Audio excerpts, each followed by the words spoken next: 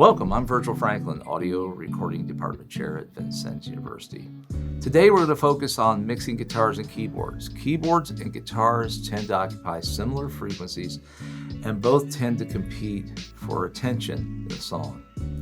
So in the mix, we want to give both guitars and keyboards the space they need to stand out and create a rich, full, and exciting sound. Okay, so we're going to start looking at mixing keys and guitars, and in this case, a smattering of strings. We've already got the submix, so we can kind of listen to everything soloed out. So here's our guitar and keys submix. I'm going to solo that out. One thing I want to point out real quick here, though, is if you use memory locations in your Pro Tools session are really handy. You can open up the memory location window. And we're going to start on what's called the guitar verse, which is where the guitar solo is. So I've done some pre-EQing just a little bit, and we got the submix rolling. So let's give a listen to what this sounds like. So here comes the guitar solo flying in right here. You see the faders come up. And then we've got synthesizer track. We've got two upright bass tracks.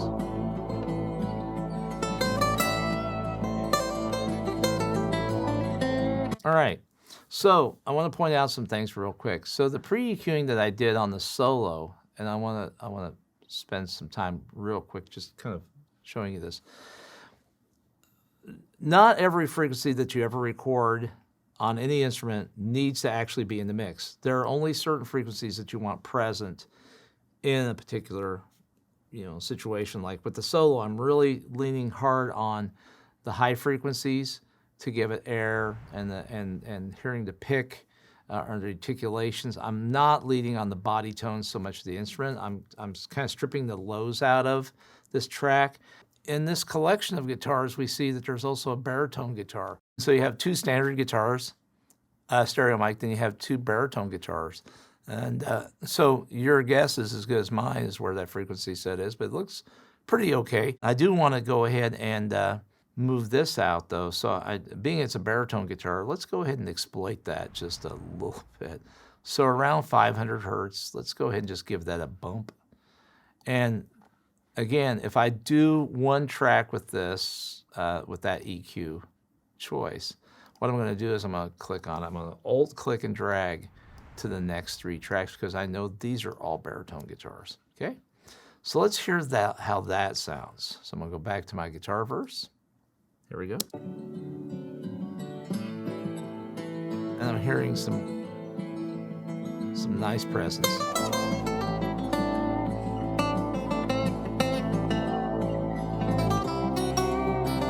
Oh, that's nice.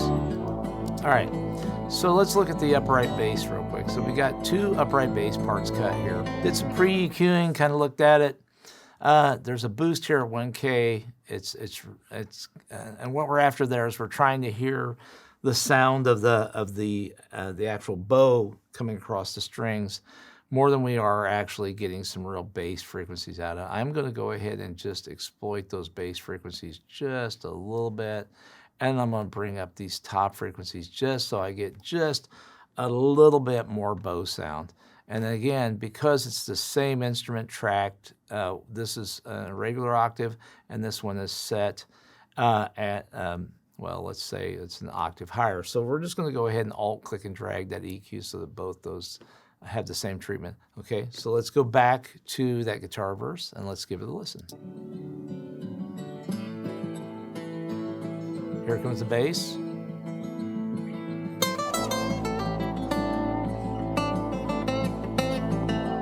I'll bring those faders down, all right? Okay, so that's gonna create a little bit more of where we're headed with this mix. So let's see what it sounds like going out. Let's put it all back together. It's true.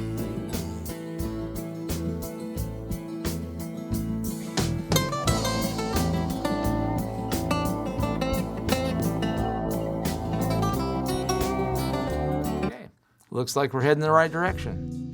With the guitars and keyboards mixed to work together in a song, you've got a great start to creating an engaging and memorable audio experience. To learn more, look for our other videos on audio engineering.